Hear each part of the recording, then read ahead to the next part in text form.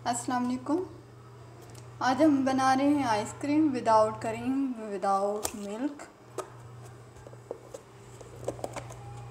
मैंने 3 अदद केले लिए थे और उनको काट लिया, इस तरह काट लिया और 3 घंटे के लिए फ्रीज में रख दिया। अब ये फ्रीज़ हो गए, तो अब हम इसको ग्राइंड करेंगे, इनके इसका एक थिक सा पेस्ट बनाएंगे और इसमें जाएगा वनीला हाफ चम्मच और शहद के नॉर्मल इसी साइज़ के 3 चम्मच। चलिए स्टार्ट करते हैं। मैंने एक जार लिया है, अब उसमें मैं ये फ्रीज़ बनानास डाल दूँगी सारे।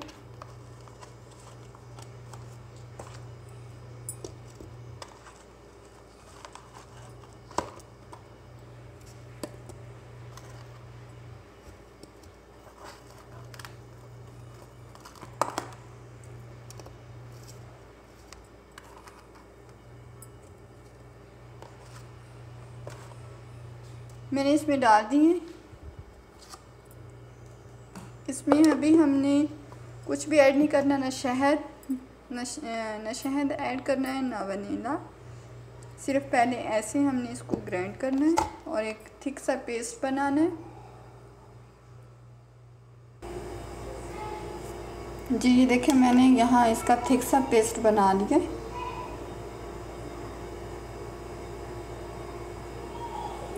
बनानास का इस तरह। जिन घरों में ग्राइंडर आला क्वालिटी के ना हो और वो ग्राइंड ना करें तो घबराना नहीं है। जो बनानास के पीस हैं उसको मज़ीद छोटा करके ग्राइंड कर लीजिएगा, आसानी रहेगी। अब मैं यहाँ डाल रही हूँ वनीला हाफ चम्मच। इसी में हमने डालना है हनी के डालने हमने 3 चम्मच।